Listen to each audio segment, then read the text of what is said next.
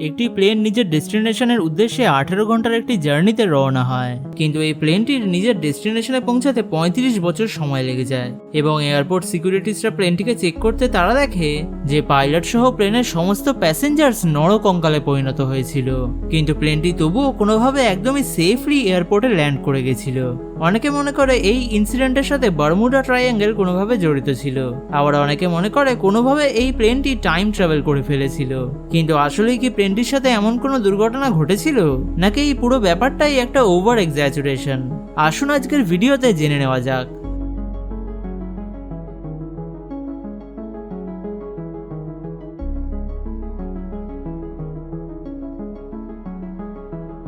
September 4, 1954 88 জন passenger ও 4 জন crew member সহ Santiago flight 513 Aachen Germany থেকে পোর্টো আলজেরি ব্রাজিলের উদ্দেশ্যে রওনা হয়, যেটা টোটাল 18 ঘন্টার একটি জার্নি হওয়ার কথা ছিল। কিন্তু জার্নির মাঝেই প্লেনটি হঠাৎ আটলান্টিক ওশানের ওপর থাকাকালীন সম্পূর্ণ ভ্যানিশ হয়ে যায়। কিছুদিন পর অথরিটিসরা প্লেনটিকে খুঁজে বার করার জন্য সার্চ পার্টিস অর্গানাইজ করে, কিন্তু অনেক খোঁজার পরেও প্লেনটির কোনো রিমেনিংস খুঁজে পাওয়া যায় না, যাতে প্লেনটির হঠাৎ এরকমভাবে হারিয়ে যাওয়া সবার কাছে একটি মিস্ট্রি হয়ে দাঁড়ায়। এরপর এইভাবেই কিছু বছর কেটে যায় ও প্লেনটির বিষয় সবাই ধীরে ধীরে ভুলে যায়। কিন্তু 35 বছর পর অক্টোবর 12, 1989-এ পোর্টো আলেগ্রি এয়ারপোর্ট রাডারে একটি আনঅথরাইজড প্লেনকে স্পট করে এবং এয়ার ট্রাফিক কন্ট্রোলসের দ্বারা তারা এই প্লেনটির সাথে কন্ট্যাক্ট করার চেষ্টা করে, কিন্তু তারা প্লেনটির থেকে কোনো রকম রেসপন্স পায় না। কিছুক্ষণ পর প্লেনটি এয়ারপোর্টের কাছে চলে আসে ও একদম সেফলি ল্যান্ড করে যায়। আর দেখা যায় এই প্লেনটি স্যান্টিয়াগো ফ্লাইট 513 ছিল, যেটা 35 বছর আগে কোনো অজানা এক কারণে ভ্যানিশ হয়ে গেছিল।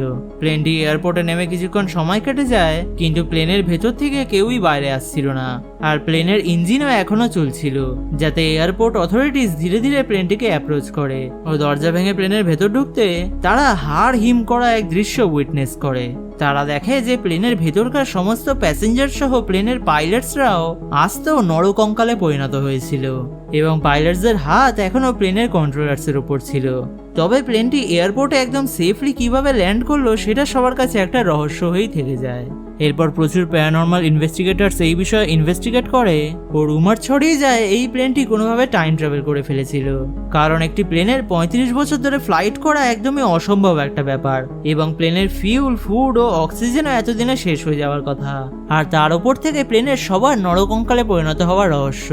আবার অনেকে এই ঘটনাটিকে বারমুডা ট্রায়াঙ্গেলের সাথেও জুড়ে দেয়, কারণ এর আগেও বারমুডা ট্রায়াঙ্গেলে এরকমই কিছু প্লেনস ভ্যানিশ হয়েছিল, আর এই প্লেনটিও আটলান্টিক ওশানের ওপরেই ভ্যানিশ হয়েছিল। তাহলে কি সত্যিই প্লেনটি টাইম ট্রাভেল করেছিল? সেটা জানার আগে আমাদের জানা দরকার যে টাইম ট্রাভেল আদৌ পসিবল কিনা। অ্যালবার্ট আইনস্টাইনের থিওরি অফ রিলেটিভিটিতে উল্লেখ করা হয়েছে যে টাইম এবং মোশন একে অপরের সাথে সমান্তরাল, মানে একটা বস্তুর বেগ সেই বস্তুর সময়কে নির্ধারণ করে, এবং কোনো বস্তু যদি 1,86,000 মাইলস পার সেকেন্ড মানে লাইট স্পিডের থেকেও বেশি বেগে যেতে পারে, তাহলে সেই বস্তুটি ওই সময়কার অন্যান্য বস্তুদের টাইমের থেকে কিছুটা আগে চলে যায়। সুতরাং যে বস্তুর বেগ যত বেশি হয় সেই বস্তুর সময় ওই সময়কার অন্যান্য বস্তুদের সময়ের থেকে আসতে কাটে, এবং এর দ্বারাই বেগসম্পন্ন বস্তুটি সময়ের কিছুটা আগে গিয়ে টাইম ট্রাভেল করতে সাকসেসফুল হয়। ঠিক যেমন ফ্লাইট 513-এর সাথেও ঘটেছিল, যেখানে প্লেনের প্যাসেঞ্জার্সরা এটাকে 18 ঘন্টা ট্রাভেল বলে মনে করলেও বাইরের দুনিয়ার কাছে সেটা 35 বছরের গ্যাপ ছিল, এবং প্লেনটি যখনই নিজের ফাস্ট মোশন ছেড়ে নর্মাল মোশনে ফিরে 35 বছরের টাইম লাইনে এসে পৌঁছায়, তখনই সাথে সাথে প্যাসেঞ্জার্সদের কাছেও একেবারে 35 বছরের সময় কেটে যায়, যাতে প্লেনের সবাই নরকঙ্কালে পরিণত হয় ও মিস্টেরিয়াসলি কোনোভাবে ফ্লাইটটি সেফলি নিজের ডেস্টিনেশনে ল্যান্ড করে যায়। কিন্তু এটি প্লেনের লাইট স্পিডের ধারে কাছে যাওয়াও একেবারেই অসম্ভব, এবং সত্যি যদি নর্মাল মোশনে ফেরার পর প্লেনের সবার কাছে একেবারে 35 বছরের সময় কেটে যেত, তবে প্লেনটিও 35 বছরের পুরানো হয়ে যাবার কথা। কিন্তু এয়ারপোর্টে প্লেনটিকে দেখে একদমই ওয়েল মেনটেন বলে মনে হচ্ছিল, সুতরাং এর সাথে টাইম ট্রাভেল কোনোভাবেই জড়িত ছিল না, এবং বারমুডা ট্রায়াঙ্গেল থেকে একটি প্লেনের এরকম ভাবে ফিরে আসা একটা খুবই অড ব্যাপার। তাহলে কিভাবে ঘটলো এই প্লেনটির সাথে এরকম একটা ঘটনা? অক্টোবর 16, 1979-এ ইউএস থেকে উইকলি ওয়ার্ল্ড নিউজ নামের একটি ট্যাবলয়েড নিউজ পেপার ইস্যু হওয়া শুরু হয়, যেখানে শুধু ফিকশনাল ও supernatural stories related fake news publish করা হতো, যেগুলোর পাবলিকার সেল অনেক বেশি হতো। ফ্লাইট 513 ডিসঅ্যাপিয়ার ও রিঅ্যাপিয়ার হওয়ার ঘটনার 4 বছর আগে এই নিউজ পেপার ঠিক সেম একটি নিউজ নিজেদের পেপারে ইস্যু করেছিল, যেখানে প্যান এম ফ্লাইট 914 ডিসঅ্যাপিয়ার হয়ে 37 বছর পর নিজের ডেস্টিনেশনে পৌঁছেছিল। কিন্তু সেটাও আসলে একটি ফেক ফিকশনাল নিউজ ছিল। 4 বছর পর আবার এই নিউজ পেপার সেলস বাড়ানোর জন্য একই ধরনের আরেকটি ফিকশনাল নিউজ নিজেদের পেপারে প্রিন্ট করে, যেখানে এবার প্যান এম 914 ফ্লাইট হয়ে যায় স্যান্টিয়াগো ফ্লাইট 513, আর 37 বছরের গ্যাপকে বানিয়ে দেওয়া হয় 35 বছরের গ্যাপ।